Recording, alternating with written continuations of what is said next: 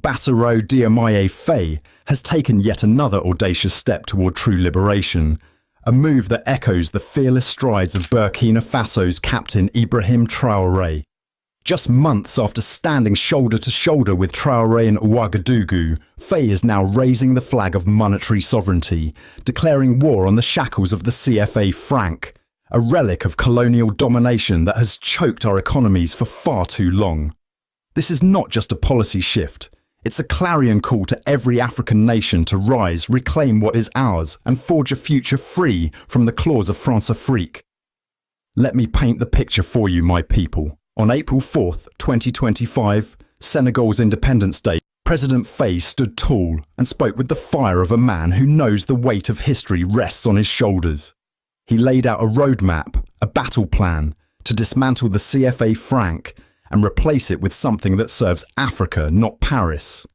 3 paths lie before Senegal, each one a testament to Faye's unwavering commitment to break free from the economic chains that have bound us since the so-called independence of the 1960s. First, he proposed a shared currency within the economic community of West African states, a dream of unity that could bind our economies into a powerhouse of self-reliance. But Faye is no dreamer lost in the clouds. He's a realist. The slowness of the process is deplorable, he thundered, his voice cutting through the bureaucratic fog that has stalled this vision for years. And he's right. ECOWAS has dragged its feet, bogged down by indecision and external meddling, leaving us to wonder, who's really pulling the strings? Not one to wait for others to catch up, Faye offered a second path. A shared currency within the West African Economic and Monetary Union. This, he said, could be a faster track, a practical step to balance economic stability with the urgent need for change.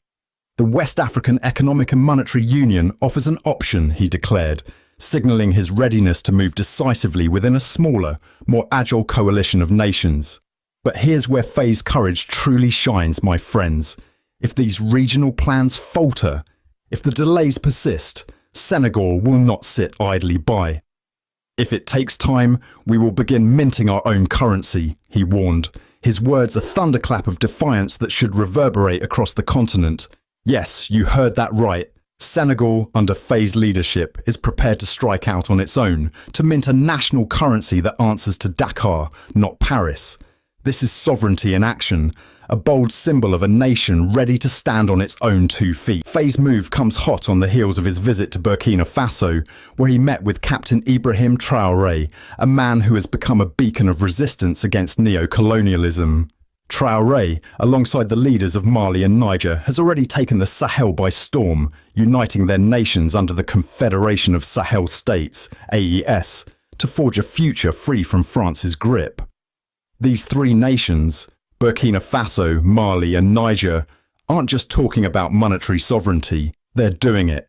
They've kicked France out, shredded the CFA franc's hold over their economies, and are on the verge of launching a new currency that could shake the foundations of France-Afrique. And mark my words, when that currency emerges from the AES, it won't be some fragile experiment.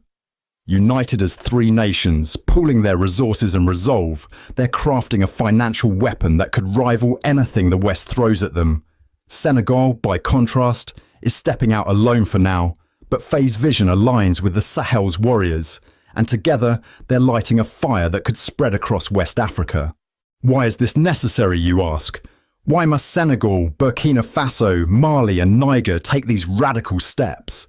Because the CFA franc isn't just a currency, it's a leash, a tool of manipulation that France has wielded for decades to keep Africa on its knees. Let me break it down for you, my people, because the truth is as bitter as it is undeniable.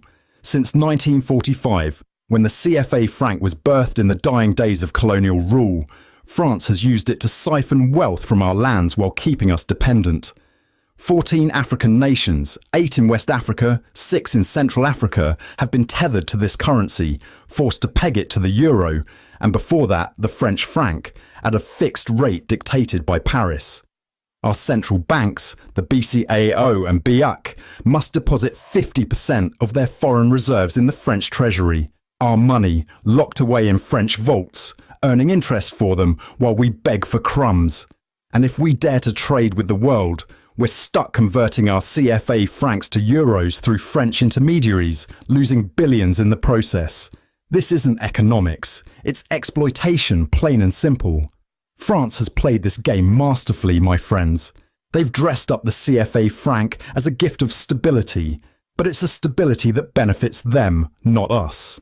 Our economies are forced to dance to the tune of French monetary policy, which prioritizes European interests over African growth. When France devalued the CFA franc by 50% in 1994, who suffered? Not Paris, us.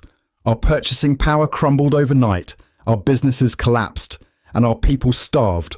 Also, France could keep its colonial cash cow alive. And don't forget the strings attached. French companies get first dibs on our resources, oil, uranium, gold, while our governments are pressured to sign lopsided contracts that leave us with scraps. This is France-Afrique in action, a system where France pretends to be our partner while picking our pockets and calling it cooperation. But the jig is up and Africa is waking up. Burkina Faso, Mali and Niger have already shown us what's possible. They didn't just talk about cutting ties with France, they did it. They kicked French troops off their soil, telling Macron and his generals to pack their bags and go. They tore down the old flags of submission and raised new ones, symbols of pride and defiance. They exited the Organisation Internationale de la Francophonie, OIF, that so-called cultural alliance that's really just another arm of French influence. They formed their own military pact under the AES, proving they don't need France's overpriced protection to secure their lands. And now they're on the cusp of launching a new currency, one that will be backed by their collective strength. 3 nations, 72 million people, and some of the richest natural resources on the planet. Gold from Burkina Faso, uranium from Niger, and the sheer resilience of Mali's people. This isn't a pipe dream. It's a powerhouse in the making. Senegal's path might be different, but the spirit is the same. Faye's willingness to mint a national currency if regional plans falter shows he's not afraid to go it alone if he must. Sure, it's a risk. Building a currency from scratch takes time, infrastructure and trust. But Senegal isn't some weakling. It's the 4th biggest economy in West Africa, a nation with the clout and the will to make this work. Imagine the ripple effect if Senegal succeeds. Picture Ghana, Nigeria, Côte d'Ivoire watching Dakar break free and thinking, why not us? Faye's move could be the spark that ignites a monetary revolution across the region, forcing ECOWAS and YMU to get their act together or get left behind. And France? Oh, France is trembling, my people. The AES's new currency, backed by 3 United Nations, will hit them like a sledgehammer. No more free reserves in their treasury, no more control over Sahel trade, no more cheap access to our wealth. Add Senegal to the mix, and the CFA franc system could collapse like the house of cards it is. Paris has spent decades rigging the game, but the players are walking off the field. Burkina Faso, Mali and Niger have already left France scrambling, diplomats expelled, bases shuttered, media banned. Senegal's shift could be the knockout punch, a sign that even France's loyal allies are done playing the puppet. This is why these moves are necessary, my brothers and sisters. For too long, we've let France dictate our destiny, using the CFA franc to keep us poor, divided, and dependent. Every CFA franc in your pocket is a reminder of colonial humiliation, a chain linking us to a past we should have buried long ago. Burkina Faso, Mali and Niger have shown us that unity is our strength. Their new currency could be a juggernaut because it's built on solidarity, not solitude. Senegal's solo path is riskier, no doubt, but it's a gamble worth taking. Faye isn't just fighting for Senegal, he's fighting for Africa's soul, proving that we don't need France's permission to thrive. So, let's stand up, my people. Let's cheer for Faye, Traoré and the AES warriors as they carve out a future where Africa calls the shots. This isn't just about money, it's about dignity, power, and the right to shape our own destiny. France has manipulated us for years, but the tide is turning. The CFA France's days are numbered, and when it falls, France-Afrique will fall with it. Senegal, Burkina Faso, Mali, Niger, they're not just nations.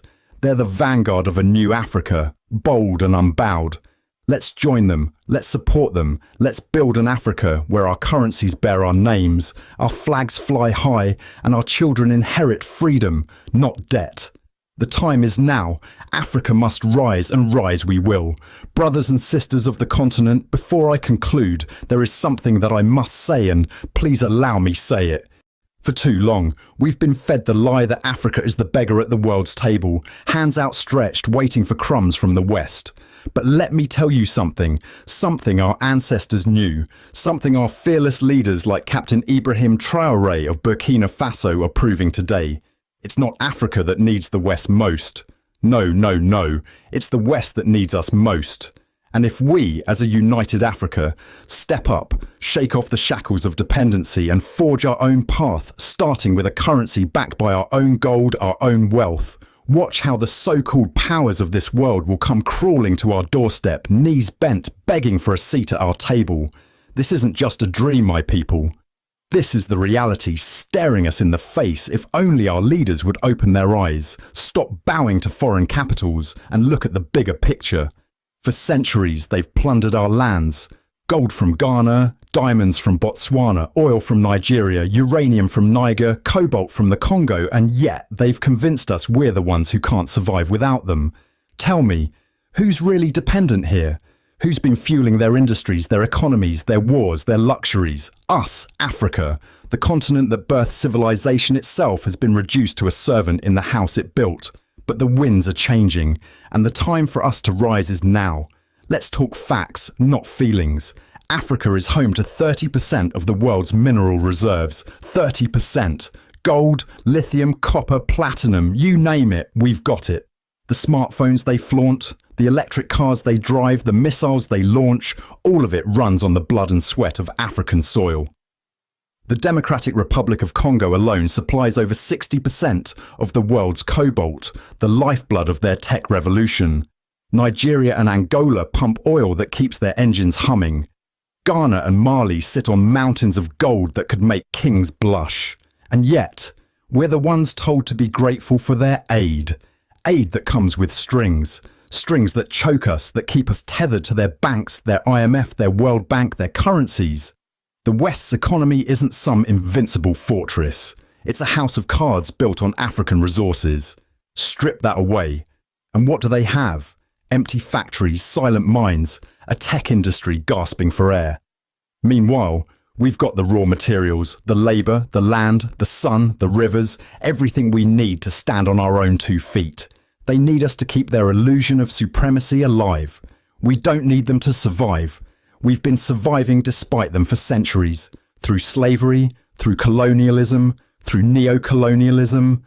Imagine what we could do if we stopped surviving and started thriving. Now, let's get to the heart of it. If Africa is going to rise, we need to control our own destiny, and that starts with our money.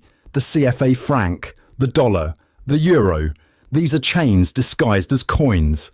The CFA, used by 14 African countries, is pegged to the euro and managed by France. France, a country that hasn't owned us since the 1960s, still gets to print our money, dictate our economies, and hold our reserves in Parisian vaults.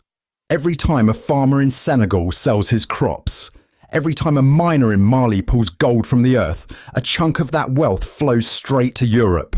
How can we call ourselves independent when our wallets are still colonized? Captain Ibrahim Traoré gets it. This young lion, just 37 years old, took power in Burkina Faso in 2022 and said, "Enough is enough." He's kicking out the French military, rejecting their puppet strings, and pushing for Burkina Faso to mine its own gold, refine its own oil, over 3 billion tons of it discovered recently, and build its own future. He's even hinted at ditching the CFA for a new currency, one that reflects Africa's strength, not Europe's greed. Imagine if the whole continent followed suit, a pan-African currency, backed by our gold, our resources, our collective will. No more begging the IMF for loans with interest rates that drown us. No more watching our wealth siphoned off to foreign banks. We'd set the terms, we'd call the shots. And here's the kicker. If we did that, the West would have no choice but to come to us. A gold-backed African currency would be a juggernaut. Gold doesn't crash like paper money. It doesn't bow to inflation or Wall Street's whims. It's real, tangible, eternal, just like Africa. Nations like the US, drowning in debt, $31 trillion and counting, would scramble to trade with us. China, hungry for resources, would deepen its partnerships. Russia, already cozying up to Traoré and the Sahel states, would double down. They'd all come kneeling, not because they love us, but because they'd need us. The power would shift. The global order would tremble, and Africa, for once, would be the one holding the reins. Let's talk about Traoré for a minute, because this man is showing us what's possible. When he led the coup against Paul-Henri Sandaogo Damiba in September 2022, he wasn't just chasing power for power's sake. He saw a Burkina Faso bleeding, jihadist attacks tearing through the north, French troops lounging in bases while the people starved, multinational corporations raking in billions from gold mines while villages had no clean water. He said no more. At 34, he became the youngest leader in the world, and he's been fearless ever since. Traoré survived over 15 assassination attempts, 15, because the West and their lackeys know he's a threat, not just to Burkina Faso's status quo, but to the whole rotten system of exploitation across Africa. He's expelled French forces, cancelled mining permits for foreign companies, and told his people, "We know how to mine." He's opened Burkina Faso's first state bank, Burkina Faso, a symbol of economic sovereignty. He's forging ties with Mali and Niger, forming the Alliance of Sahel States, AES, a bloc that's turning its back on ECOWAS and its Western puppet masters. This isn't just rebellion, it's revolution. Our leaders need to take notes. Too many of them are still sipping tea with ambassadors from Paris, London and Washington, afraid to rock the boat. But Traoré's not afraid. He's young, yes, but he's got the spirit of Thomas Sankara, Burkina Faso's legendary revolutionary leader, coursing through his veins. Sankara, murdered in 1987 by forces backed by the West, dreamed of a self-reliant Africa. Traoré's picking up that torch, lighting the way for the rest of us. He's proof that one man, one nation can defy the odds and win. If every African leader had half his courage, we wouldn't be talking about rising, we'd already be standing tall. Here's the thing the West doesn't want us to figure out. A united Africa is their worst nightmare. Right now, they thrive on our division. 54 countries, hundreds of languages, countless borders. They pit us against each other, fund coups, arm rebels, keep us too busy fighting ourselves to challenge them. Divide and conquer. It's the oldest trick in their book. But imagine if we stopped playing their game. Imagine an Africa where Nigeria's oil wealth, Kenya's tech innovation, South Africa's industrial might, and Egypt's historical weight all pulled in the same direction. Imagine a continent where borders became bridges, not walls. That's what Traoré's AES is hinting at. Mali, Niger and Burkina Faso aren't just breaking from ECOWAS. They're building something new, something independent, something African. If that spreads, if the East African community, the Southern African Development Community, the African Union itself, started acting like a true union, the West would lose its mind. Why? Because a united Africa wouldn't just control its resources, it'd control the world's future. No more cheap labour for their factories, no more raw materials shipped out for pennies while finished goods flood back in at a premium, no more military bases dotting our land like scars. They've seen what happens when we flex our muscles. When OPEC, led by African and Middle Eastern oil states, cut production in the 1970s, the West's economies buckled. When South Africa led the charge against apartheid, with support from across the continent, global powers had to rethink their alliances. A united Africa with a gold-backed currency, a shared military, a single voice. That's not just a threat to their wallets. It's a threat to their entire worldview. They've spent 500 years telling themselves they're superior. We prove they're not. So why are our leaders still sleeping? Why are they still signing deals that sell us out?